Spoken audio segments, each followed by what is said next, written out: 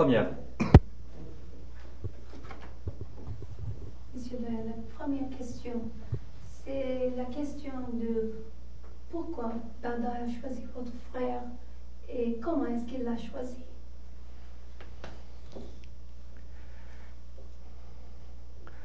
Oui, pour répondre, il y a plusieurs, il faut rappeler plusieurs faits pour que la réponse soit facilement intelligible. Ben, il faut savoir que c'est Baudaï qui avait besoin de quelqu'un qui a de l'autorité. Ce n'était plus Baudaï qui conférait l'autorité, n'est-ce pas?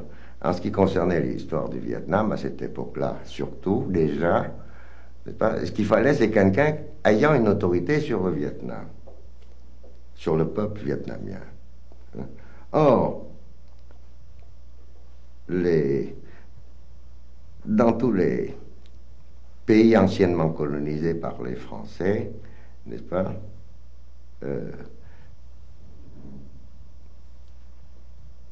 la politique de la France, n'est-ce pas, était telle, n'est-ce pas, parce qu'elle voulait l'assimilation, elle était partie avec des idées très généreuses, si vous voulez, n'est-ce pas, hein?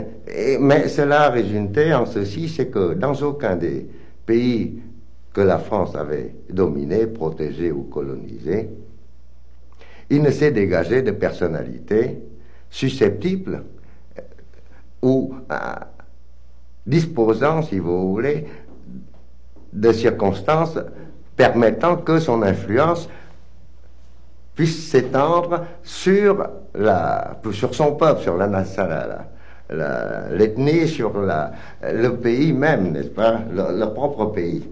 Donc, en conséquence, n'est-ce pas, c'est une circonstance additionnelle. Une des raisons qui a fait que Baudaï a choisi mon frère, c'est que mon frère a connu des circonstances exceptionnelles, n'est-ce pas, qui ont fait que très jeune, n'est-ce pas, à 32 ans, il était connu sur le plan national au Vietnam, d'une façon extrêmement favorable, puisqu'il était connu par une démission, n'est-ce pas, alors qu'il avait atteint un poste très important, n'est-ce pas, le plus important poste du Vietnam. Et c'est ce fait-là, n'est-ce pas, joint au fait également que ma famille a toujours été une famille très fondeuse, si vous voulez. Mon père déjà avait démissionné parce qu'on avait détrôné l'empereur Tan Tai, n'est-ce pas?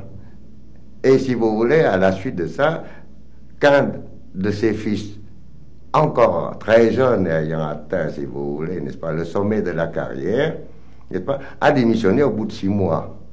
N'est-ce pas? Alors donc c'est ça, c'est cette circonstance-là qui a fait que l'autorité de mon frère s'est trouvée tout d'un coup, si vous voulez, et son influence s'était créée tout d'un coup, et à l'échelle nationale, si vous voulez. Tous les Vietnamiens avaient été extrêmement frappés de cette situation extraordinaire, n'est-ce pas, d'un homme jeune qui renonçait à tout. Et donc, c'est ça qui a fait que Baudaï, n'est-ce pas, a choisi, n'est-ce pas, hein, de trouver pour le remplacer au Vietnam où il ne voulait plus rentrer. Il était parti en Europe en 52, 53, n'est-ce pas, et il ne voulait plus rentrer au Vietnam, n'est-ce pas, donc il ne voulait pas lâcher non plus, n'est-ce pas, tout ce qui pouvait être ses intérêts, son trône, sa dynastie, n'est-ce pas. En conséquence, il aurait voulu trouver quelqu'un qui puisse le remplacer avantageusement, n'est-ce pas. Bon. Il aurait pu nommer n'importe qui d'autre, mais n'importe quel autre n'aurait eu aucune autorité pour faire quoi que ce soit, puisque le peu d'autorité qu'il aurait eu serait revenu de Baudaï. Baudaï n'en avait plus, avait perdu toute autorité. Donc c'est ça qui a fait, si vous voulez, n'est-ce pas, le choix que Baudaï a porté sur mon frère pour le remplacer, n'est-ce pas, et pour tenir en quelque sorte la place chaude pour lui. Parce que, bon, j'ai été au centre de cette manœuvre de Baudaï, parce que, en fait, non seulement donc son choix s'était porté sur mon frère, n'est-ce pas, mais comme il a démissionné justement au début même du règne effectif de Baudaï au Vietnam, n'est-ce pas, les relations, il savait, n'étaient pas très bonnes entre lui et mon frère, n'est-ce pas. Donc il fallait quelqu'un, et quelqu'un était tout trouvé, parce que moi j'ai été envoyé en France alors que j'avais seulement 12 ans, n'est-ce pas? Et les circonstances ont fait que j'ai eu la personne qui s'occupait de moi en France, c'était également son propre gouverneur à lui, c'est lui qui s'occupait de Baodaï, qui dirigeait, si vous voulez, ses études, sa vie. C'était l'ancien gouverneur général Charles, n'est-ce pas, de l'Indochine. Bon. Ce qui fait que, bon, comme il a que 9 mois de plus que moi, à 12 ans, vous voyez, c'est un âge où, malgré tout, on est encore très détendu, très jeune, tout à fait direct. Et nous avons passé plusieurs années comme ça, ensemble, pendant les vacances, n'est-ce pas? Et ça a créé des liens assez profonds entre lui et moi, n'est-ce pas?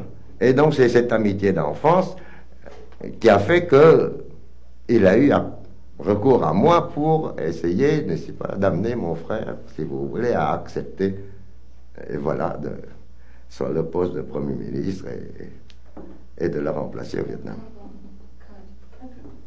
C'est trop long. C'est trop long. Deuxième. Ok. Je vous demande encore, pourquoi Baodaï a choisi votre frère et comment est-ce qu'il a choisi?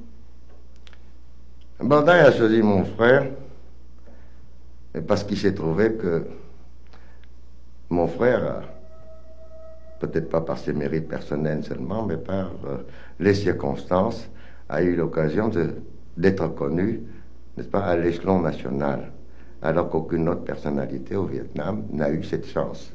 Bien. Et mon frère, parce que mon frère, qui a été appelé à la plus haute fonction du gouvernement vietnamien, à l'âge seulement de 32 ans, n'est-ce pas, a démissionné au bout de 6 mois, n'est-ce pas, ce qui était... Bon. Maintenant, Baodaï avait porté son choix, mais quand les choses se sont vraiment arrangées, si vous voulez, le contact a été repris entre lui et Baodaï, c'était dans l'année 53 et 54, n'est-ce pas? Baodaï a eu recours à moi, n'est-ce pas? Parce que nous avons été, enfants en France ensemble, et nous avons passé plusieurs vacances ensemble, étant donné que son gouverneur était mon propre correspondant. Il s'occupait de moi aussi. Et donc, c'est par moi que Baodaï a cherché à reprendre contact avec mon frère, puisque la démission même de mon frère avait créé des relations plutôt tendues entre eux, n'est-ce pas? Et c'est comme ça que les choses se sont arrangées, n'est-ce pas, fin 53 et au début de 54. Very good. Perfect. On va couper rien. Troisième. Vous reposez la question, non? Non.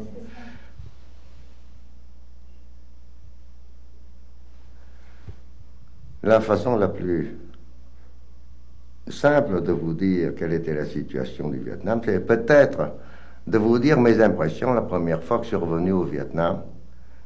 C'était en fin août 1954. Donc, 1 mois et demi après que mon frère a pris le pouvoir à Saigon. Je suis arrivé à Saigon, n'est-ce pas, pour trouver que mon frère, n'est-ce pas, ne pouvait pas compter ni sur l'administration civile, puisque tout le monde était tellement catastrophé, n'est-ce pas, tellement convaincu que la fin était proche, que la conquête des communistes serait vite terminée, n'est-ce pas, que les fonctionnaires n'avaient absolument plus aucune idée de travailler, n'est-ce pas? Et tout le monde cherchait à voir comment ils allaient pouvoir se tirer de ce guêpier, n'est-ce pas? Bon. Au point de vue militaire, c'était très simple. L'armée était aux ordres d'un général de nationalité française, n'est-ce pas?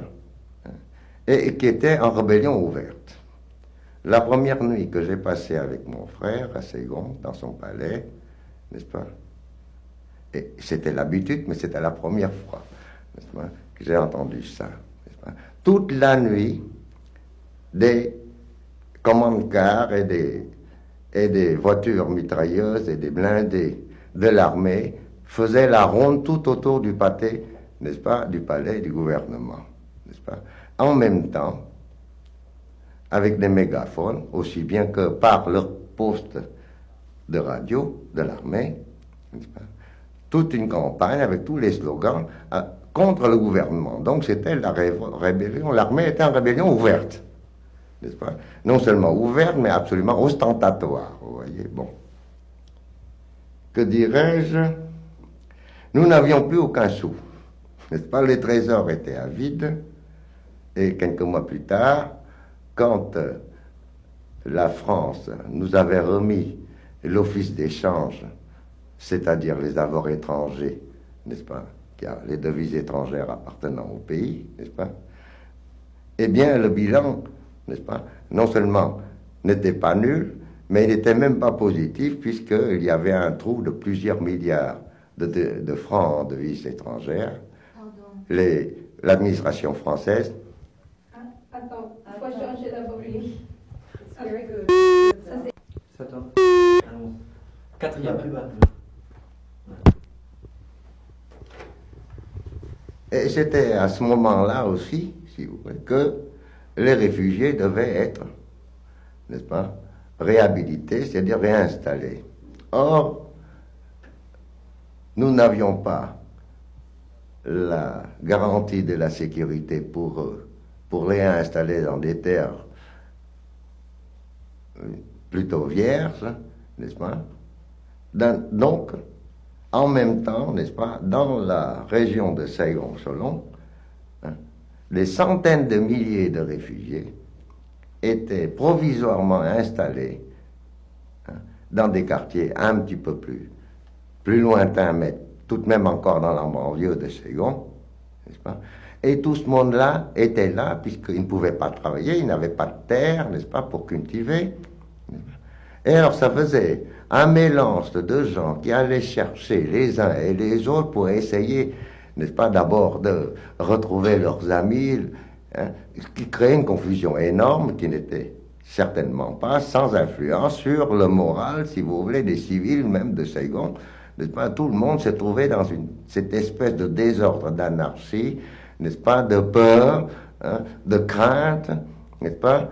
Et naturellement, avec ces rébellions ouvertes de l'armée, toute cette radio, ces mégaphones qui partout, n'est-ce pas, en ville, clamaient les critiques de l'armée et l'opposition de l'armée au chef du gouvernement, tout ça n'arrangeait pas du tout la situation. Je peux citer un exemple assez amusant, ou même plusieurs. Je me rappelle que mon frère donnait une réception, n'est-ce pas, en l'honneur précisément de la nouvelle commission internationale de contrôle de l'armistice, n'est-ce pas, à la suite des accords de Genève, n'est-ce pas. Et j'ai tenu à ce que le général Hine, le général rebelle, n'est-ce pas, soit invité. Et c'est moi-même qui l'ai présenté, n'est-ce pas, et je me rappelle encore la tête que faisait le général indien, n'est-ce pas, quand je lui ai dit, mon cher général, permettez-moi de vous présenter notre général rebelle, n'est-ce pas, c'est Hine, n'est-ce pas, c'était assez amusant, n'est-ce pas, étonnant, mais en même temps, rien d'extraordinaire, puisque tout le monde le savait, c'est uniquement le fait que c'était moi qui ai fait cette présentation. Je donne un autre exemple aussi, qui dit bien non seulement le désordre, mais la difficulté même pour mon frère, n'est-ce pas, de trouver le moyen, n'est-ce pas, de ne pas trop contribuer à ce désordre des esprits. Parce que devant la rébellion de leur commandant, leur chef d'état-major, n'est-ce pas, général Hine, n'est-ce pas, les officiers vietnamiens, sous ses ordres, se sont mis en rébellion contre lui. Et je me rappelle, il y avait un bataillon qui était parti dans le maquis, en proclamant qu'il était en rébellion, non pas, il était en rébellion contre son chef d'état-major, parce qu'il voulait soutenir le gouvernement. N'est-ce pas, cette chose bizarre. Eh bien, mon frère a été obligé, de me demander, parce que c'était un officier que j'ai connu personnellement, quand il est venu à l'école d'état-major en France, à cette époque, il était le commandant Wang, n'est-ce pas? Le commandant Wang, donc, me connaissant, mon frère me dit, tu vas aller dans son maquis, n'est-ce pas, hein, pour lui dire, n'est-ce pas, de se soumettre à Hin, n'est-ce pas, parce qu'il doit donner l'exemple, puisque ce ne sont plus les supérieurs qui donnent l'exemple, hein, à leurs subordonnés, c'est les subordonnés qui doivent donner à leur général.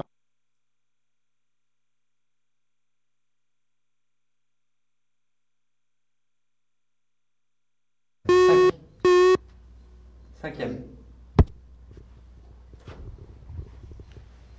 Qu'est-ce que vous vouliez demander? Quand finir, vous allez dire quelque chose de... Ah oui. Alors donc, mon frère m'a dit, il faut absolument que tu y ailles, d'abord parce que tu as le temps, moi je ne l'ai pas, et puis deuxièmement, tu le connais bien, et puis il faut bien que quelqu'un y aille. Alors donc, je suis allé trouver Wang, le commandant Wang, n'est-ce pas? Ça a été épique parce que il n'arrivait pas à comprendre, et ça se comprend, n'est-ce pas? Comment le président, n'est-ce pas? Pour qui, n'est-ce pas? À cause de qui, pour soutenir lequel il s'était mis en rébellion, c'est lui-même qui lui demandait maintenant de se soumettre, n'est-ce pas? Mais vous voyez, les choses n'étaient pas aussi simples. En tout cas, ça donne une idée, si vous voulez, de la conviction absolument universelle, n'est-ce pas, que le Vietnam était perdu, n'est-ce pas? Je peux dire même que mon propre frère New, dont on sait pourtant combien il était patriote, n'est-ce pas, et anticommuniste, et tout ce qu'on voudra, n'est-ce pas, eh bien lui-même croyait que c'était perdu, n'est-ce pas? Et c'est pourquoi, quand il a appris, n'est-ce pas, que mon frère acceptait l'offre de Bảo Đại, n'est-ce pas, de la délégation de plein pouvoir civil et militaire pour rentrer au pays, mon frère a écrit, n'est-ce pas, et ce qui, d'après nos mœurs confucéennes, n'est-ce pas, d'un frère plus jeune à un frère aîné, n'est-ce pas, lui a écrit en termes, n'est-ce pas, très durs, n'est-ce pas, que c'était la dernière chose à faire. Donc, et cette conviction, non seulement tout le peuple au Vietnam, mais tous les gouvernements, n'est-ce pas, intéressés, que ce soit le gouvernement français, le gouvernement américain, n'est-ce pas, etc., étaient absolument convaincus. Et je pense même que c'est grâce à ces convictions générales que les choses ne pouvaient pas aller plus mal, n'est-ce pas? C'est grâce à ça même, parce que mon frère a pu retourner la situation. Okay. Yes. Okay.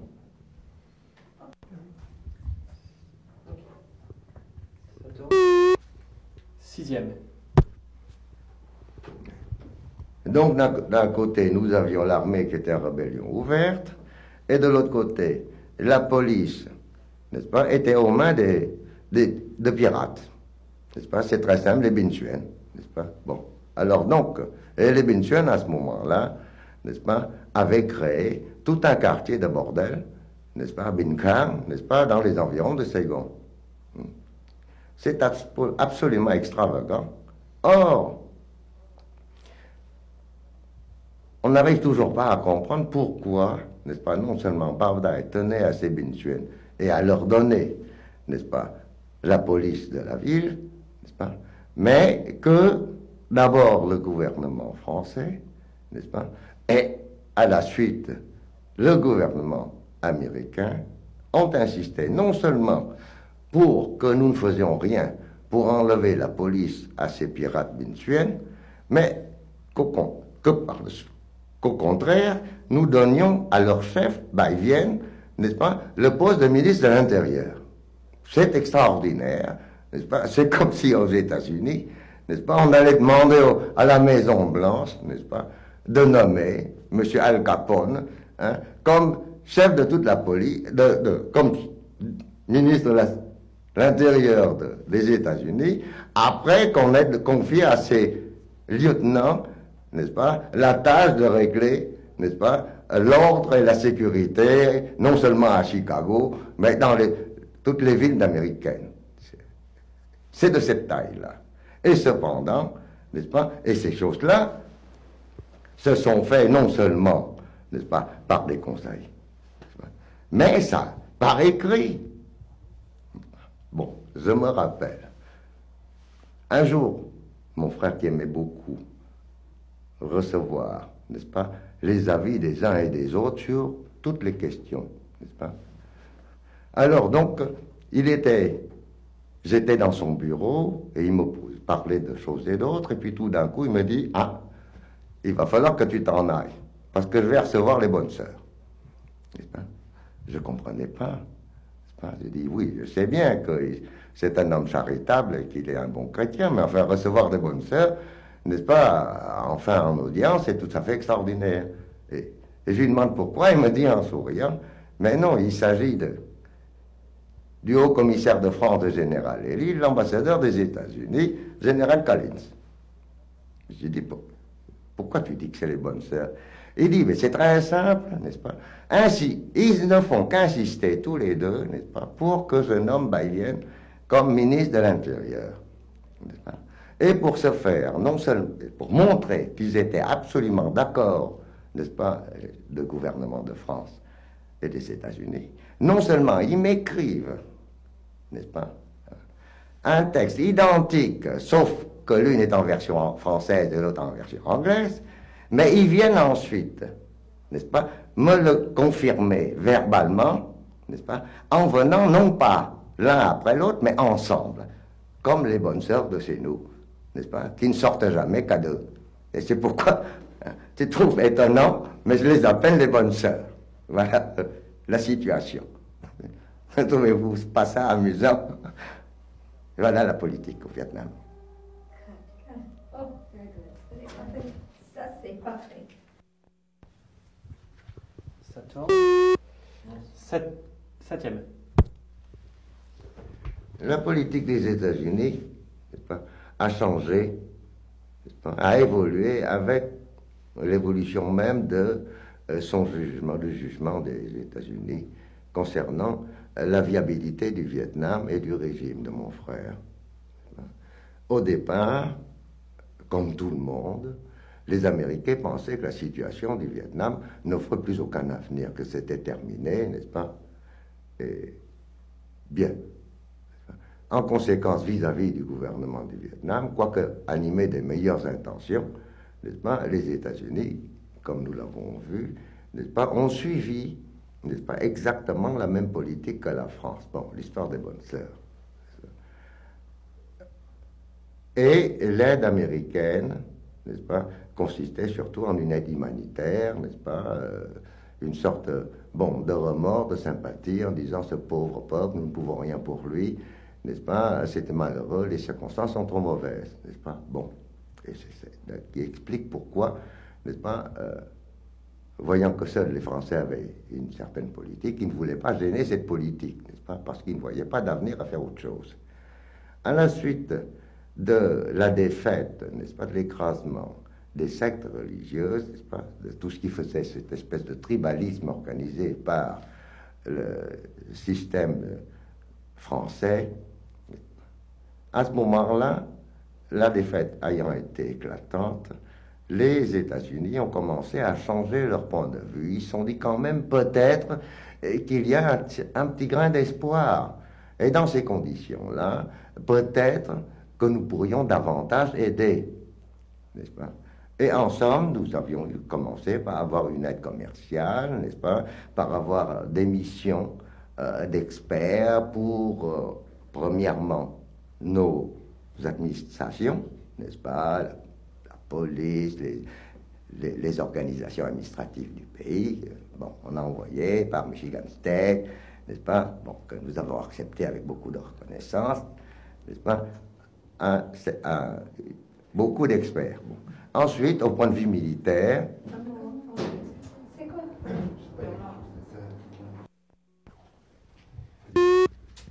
Huitième. et puis les succès s'accentuant naturellement, la collaboration américaine s'étoffait de plus en plus, les aides au point de vue administratif, puis l'aide militaire, n'est-ce pas, et un nombre, n'est-ce pas, d'aide, d'experts, n'est-ce pas, de plus en plus nombreux étaient venus au Vietnam. Bon. La difficulté qu'il y avait eu, ce n'était pas tellement dans la communauté de point de vue, n'est-ce pas? Tout le monde voulait débarrasser le Vietnam, le soulager de l'emprise communiste. Seulement, la difficulté provenait du fait que les Américains, n'est-ce pas, voyaient davantage par exemple, au point de vue militaire, voyaient davantage l'importance des armements, de la façon de s'en servir, tandis que du côté vietnamien, nous insistions davantage sur ce qui pouvait, n'est-ce pas, motiver celui qui tenait le fusil. Naturellement, nous étions absolument persuadés que les Américains avaient raison d'apprendre à nos hommes de mieux, n'est-ce pas, utiliser leurs armes, mais quand cet usage des armes, n'est-ce pas, il en résultait des formations de bataille, des méthodes de combat, n'est-ce pas, qui avaient de moins en moins rapport avec les conditions de la guerre subversive, n'est-ce pas?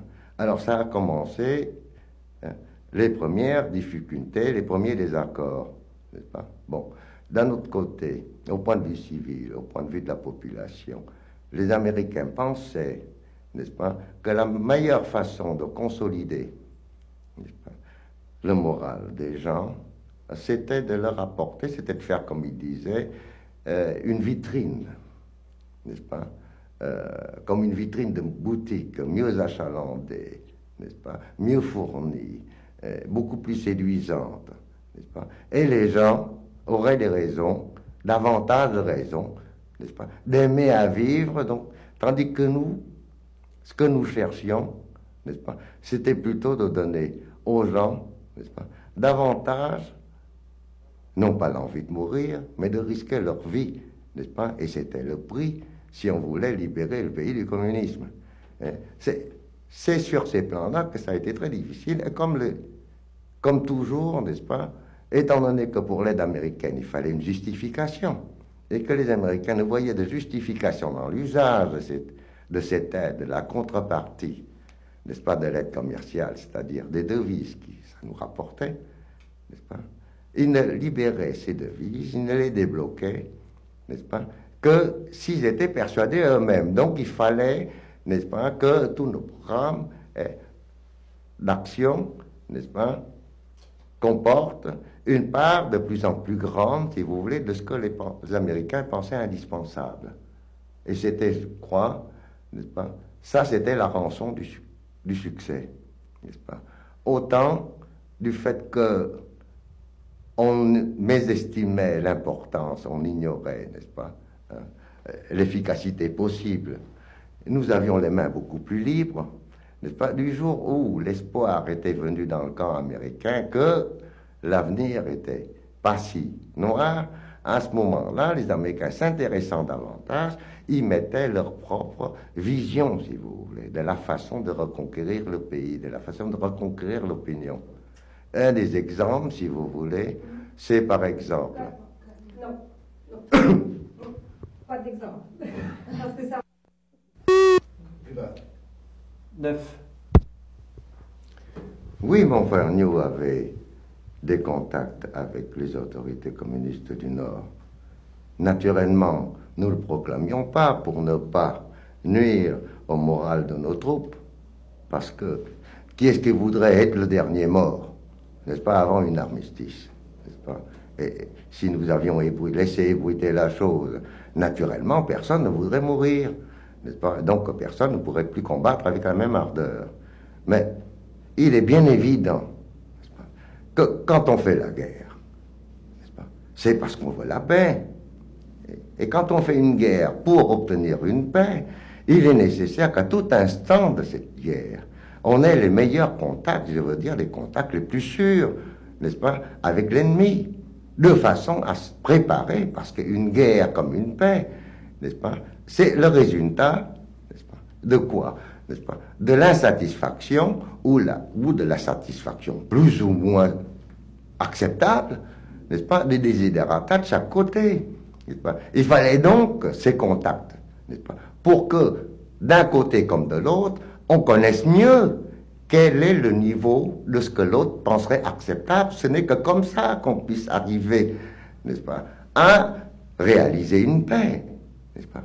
Je ne comprends pas, n'est-ce pas, que des gens puissent rêver, n'est-ce pas, que deux armées ou deux coalitions d'armées, n'est-ce pas, se battent, n'est-ce pas, en refusant tout contact avec l'adversaire, à moins de vouloir la guerre pour la guerre, n'est-ce pas, parce que c'est la seule manière d'obtenir une guerre qui ne finit pas, c'est de n'avoir pas de contact avec l'adversaire, et donc de ne pas non seulement savoir, n'est-ce pas, mais ne pas lui faire savoir quelles sont les positions réciproques de l'un et de l'autre, et donc de permettre, n'est-ce pas, aux politiques des deux camps d'essayer de voir à quel moment un équilibre, n'est-ce pas, des satisfactions ou des satisfactions mutuelles, n'est-ce pas, pouvait être atteint, et c'est à ce moment-là seulement que le processus de paix pouvait commencer. Alors, quelle était la position du Nord à ce moment que vos frères a dit très bref? Je n'étais pas au courant exact, n'est-ce pas, de l'état du progrès, si vous voulez, n'est-ce pas, de ces pourparlers. Mais il est un fait, n'est-ce pas, c'est que des deux côtés, on commençait à estimer davantage la position des autres. Les communistes étaient persuadés que le ver dans le fruit, c'était les Américains. Ils avaient une horreur, si vous voulez, n'est-ce pas, de ce que pouvait être, n'est-ce pas, l'influence américaine, n'est-ce pas. Et en conséquence, qu'ils auraient recherché, n'est-ce pas, mais ça sincèrement, et non pas seulement parce que sans les Américains, nous serions moins forts, certainement. Ils n'oubliaient pas ce point de vue-là.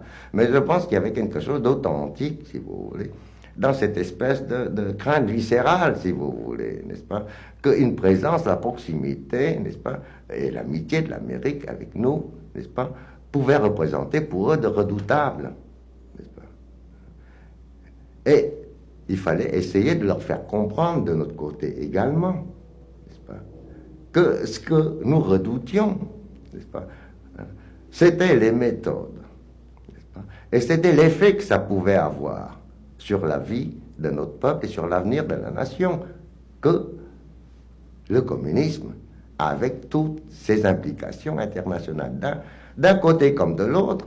Donc il y avait un certain point commun dans, si vous voulez, la recherche d'une vietnamisation. Pas du tout dans le sens de brave M. Nixon, n'est-ce pas, mais dans le sens que, petit à petit, des deux côtés, n'est-ce pas, si les interférences étrangères pouvaient diminuer, n'est-ce pas, sans toucher à la force de résistance. Excusez, qu'est-ce qui se passe? Je vais vous demander la question. 10e. Alors, c'est qui était le responsable de le coup? Il m'est impossible de citer des noms. D'abord parce que je n'étais pas sur place, n'est-ce pas? Et même sur place, il m'aurait été très difficile de démêler les responsabilités, n'est-ce pas, individuelles. Une chose est certaine, n'est-ce pas, c'est que tout ce qui a été fait n'a pu l'être que par l'utilisation de moyens fournis par, n'est-ce pas, l'Amérique et son gouvernement. Il est bien évident que si les généraux rebelles avaient eu en eux-mêmes la force, la capacité par eux-mêmes, n'est-ce pas, sans que la responsabilité des États-Unis ait été impliquée, n'est-ce pas, ils auraient fait meilleure figure après. C'est-à-dire, s'ils avaient la force de renverser le gouvernement, n'est-ce pas, je ne parle même pas de massacre, n'est-ce pas, ils auraient eu tout de même un minimum, n'est-ce pas, de cohésion et de force, n'est-ce pas, pour la suite. Or, qu'est-ce qu'on a vu? On a vu tous les mois, n'est-ce pas, monter et descendre un général après l'autre comme des marionnettes, n'est-ce pas? Bon, cela prouve, n'est-ce pas, qu'il n'y avait rien, n'est-ce pas, d'autonome, si vous voulez, des Américains, qui a été à la source, n'est-ce pas, du coup, de force et de son exécution. Parce que s'ils avaient été capables de défaire un gouvernement, ils auraient été capables au moins de se soutenir entre eux, parce que la première force, c'est la cohésion, n'est-ce pas? Qu'il s'agit simplement de quelques généraux, mais que ces généraux auraient eu une cohésion suffisante, n'est-ce pas, un minimum pour pouvoir démolir un gouvernement. Or, ils ont été incapables ensuite, n'est-ce pas, d'avoir la moindre cohésion, ne serait-ce que pour durer, n'est-ce pas, dans ce gouvernement. Je ne parle pas de réaliser quoi que ce soit, mais de durer simplement. Or, ils ont été incapables de ne pas se bouffer le nez. Donc, il n'y avait rien. Ok, compris. Did you hear that? Et vous avez entendu la Forcément. 11. Ma famille, c'est l'éducation familiale, c'est un mélange. Ma famille est d'une part attirée par l'idée de l'ordre social, du confucianisme. Nous étions confucianistes, mais en même temps, nous étions catholiques parce que nous étions attirés par cette idée, n'est-ce pas, de justice, hein, d'égalité de chacun devant Dieu, si vous voulez. Bon. Ça peut sembler un mélange assez détonnant, si vous voulez, n'est-ce pas? Mais en fait, ça nous semblait très satisfaisant, n'est-ce pas? Bon, l'un contrebalançant l'autre, n'est-ce pas? Et c'est dans cette atmosphère que nous avons été élevés tous. Bon, mon frère aîné, Khoi, et son fils unique ont été enterrés vivants par les communistes en septembre 1945. Ensuite, mon frère Tuk, qui est ensuite devenu évêque et archevêque, a eu de la vocation religieuse très jeune. Il a quitté la famille, n'est-ce pas, à l'âge, je crois, de 8 ans, n'est-ce pas, pour entrer dans les petits séminaires, et puis ensuite il a été faire ses études à Rome, etc. Bon. Un homme absolument retiré, n'est-ce pas, de toute idée politique. Il s'interdisait, si vous voulez, n'est-ce pas, de penser. C'est peut-être dommage, mais c'est un fait, n'est-ce pas? Bon. Donc il n'a participé, joué aucun rôle, si vous voulez, n'est-ce pas, dans la politique du Vietnam de ces années 54 à 63, n'est-ce pas, qui a absorbé tout le reste de la famille. Mon frère Ziem, très jeune, a voulu entrer en religion lui aussi. Mais ça n'a pas duré longtemps, parce que il semble qu'il y avait en lui quelque chose d'extrêmement fort qui l'empêchait de se plier complètement à une discipline, n'est-ce pas, à la discipline religieuse. Parce qu'il avait une espèce de vocation également, n'est-ce pas, c'est celui de servir la nation. Bon. Et c'est assez curieux, n'est-ce pas, parce que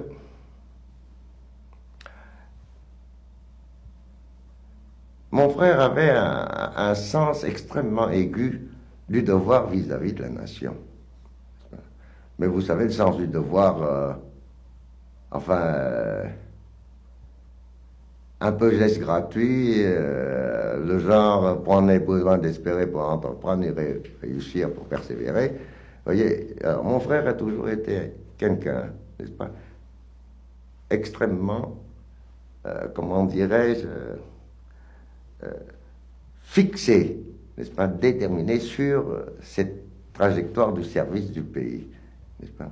Et le fait qu'il a dû quitter, n'est-ce pas, non seulement la carrière mandarinale, mais tous les moyens, si vous voulez, de pouvoir poursuivre, n'est-ce pas, cette vocation, si vous voulez, de servir le pays, a fait que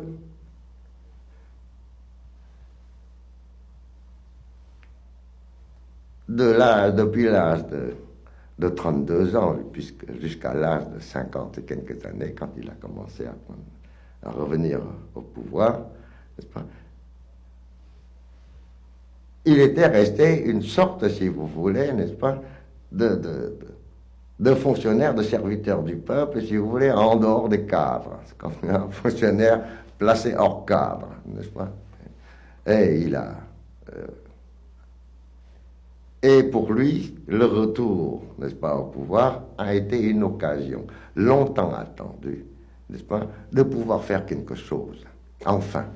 N'est-ce pas.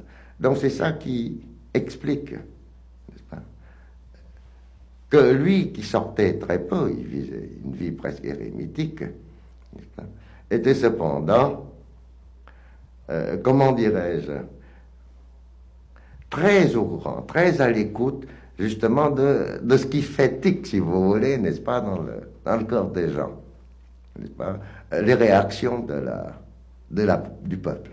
Hein. Comment il pourrait réagir devant ceci, comment il réagirait selon de là. Et je crois que ça, c'était un facteur important, si vous voulez, qui l'a beaucoup aidé, n'est-ce pas, pour réaliser ce qu'il a pu faire dans le peu de temps qu'il a pu disposer, n'est-ce pas, au service du peuple. Mon frère New aussi, n'est-ce pas, a commencé, n'est-ce pas, à entrer au séminaire et vouloir être prêtre, n'est-ce pas.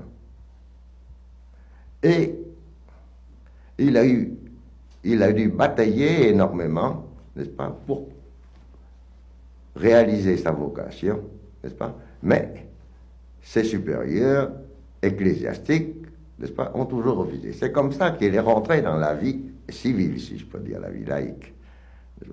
Mon frère New était un homme très cultivé, très intellectuel dans ce sens-là, très analyste, n'est-ce pas, très profond. Mais il y avait en lui, si vous voulez, cette espèce de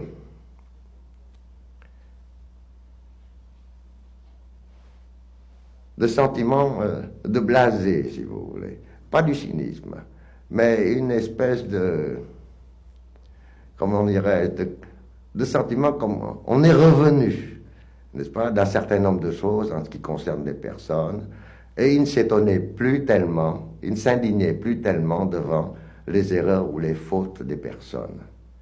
Et ça a desservi. Ça a desservi parce qu'il a été moins rigoureux dans le choix des personnes pour aider, n'est-ce pas, n'attendant pas trop des gens. Ça, mon frère Kahn, n'est-ce pas, était un très grand original, dans le sens que il a toujours refusé de faire des études, ce qui était vraiment provoquait l'indignation de la famille. Personne ne comprenait, mais enfin, vous savez, le culte que les parents vietnamiens, n'est-ce pas, ont pour l'éducation, l'instruction de leurs enfants, n'est-ce pas, hein? Or, dans une famille comme la nôtre, où précisément ce sentiment était loin d'être absent, eh bien, mon frère Kahn, c'était le coup contraire, et puis c'est le fait aussi que comme j'ai perdu mon père à l'âge de 8 ans, n'est-ce pas, il a été un petit peu, si vous voulez, et comme mes grands frères, hein, étaient en service, n'est-ce pas, dans les institutions religieuses, n'est-ce pas, en somme, si vous voulez, n'est-ce pas, il a eu un peu les rênes un peu relâchées, n'est-ce pas. Bon, eh bien, il a été extrêmement original, dans ce sens que il a développé une sorte d'instinct, lui aussi, différent de mon frère J.M., n'est-ce pas, mais un instinct également, n'est-ce pas, qui faisait qu'il comprenait bien les gens. N'est-ce pas? Ce qui est très curieux et ce qui était sûrement un crève-corps pour lui, c'est que lui qui a tant fait pour les bouddhistes, n'est-ce pas, sachant qu'il y avait là la possibilité, un réservoir d'hommes susceptibles, étant donné leurs croyances, n'est-ce pas, et donc le sentiment de voir leurs croyances menacées par le communiste. Donc il y avait là un réservoir d'hommes qui était très susceptible de former. Ça tourne. 12. Oui, mon frère Kahn était très, très proche du peuple. Il saisissait d'instinct les évolutions de la pensée, des réactions des gens, lui aussi, n'est-ce pas? Et il savait organiser, n'est-ce pas, beaucoup de mouvements de masse, n'est-ce pas, grâce à ce contact intime qu'il avait avec le peuple, n'est-ce pas? Et je pense que toutes ces manœuvres, n'est-ce pas, qui ont utilisé les bouddhistes comme un moyen, n'est-ce pas, de pression contre le gouvernement de mon frère Ziem, n'est-ce pas, ça a été un crève-cœur pour lui, parce qu'il a fait beaucoup pour les bouddhistes. Non seulement il les a aidés matériellement, hein, mais c'est lui et mon frère Ziem, le président, n'est-ce pas, qui tous deux n'ont cessé de conseiller, d'aider matériellement et de conseiller, et par également leurs conseils, n'est-ce pas, de dire aux bouddhistes, n'est-ce pas, essayez de faire quelque chose, n'est-ce pas, pour réorganiser votre religion. N'importe qui, maintenant, n'est-ce pas, peut se dire bon, ce bouddhiste. Il suffisait de se raser le crâne et les sourcils et de porter, n'est-ce pas, un vêtement, n'est-ce pas. Bon, comment voulez-vous que dans ces conditions, vous ne risquiez pas non seulement de pénétration des communistes, n'est-ce pas, mais ce qui est beaucoup plus grave pour vous en tant que religion, n'est-ce pas, c'est que n'importe quel aigrefin, n'est-ce pas, se fasse passer, n'est-ce pas, pour un bon et scandalise, n'est-ce pas, la population. N'est-ce pas. Il faudrait donc essayer d'organiser, n'est-ce pas, des cycles d'études religieuses comme nous faisons, nous, les catholiques. Pourquoi vous ne créez pas des séminaires? Pourquoi n'organisiez pas, vous pas, hein, des sortes d'examens et d'ordination comme nous faisons pour nos prêtres, n'est-ce pas? Et c'est grâce à eux, n'est-ce pas, que les bouddhistes ont commencé. Parce que jusque-là, même pour les religieux bouddhistes, n'est-ce pas, authentiques, n'est-ce pas, ils ne se connaissaient, n'est-ce pas. Tous les pagodes étaient absolument autonomes, séparées les unes des autres, et tout ce qui se passait dans une pagode valait pour la pagode, ne valait pas pour la pagode voisine, n'est-ce pas. C'était ça qui a permis, si vous voulez, au bouddhisme, n'est-ce pas, de se restructurer, n'est-ce pas, et de devenir, malheureusement, n'est-ce pas, l'appareil que, précisément, la politique américaine a utilisé quand elle a voulu faire tomber l'administration de mon frère.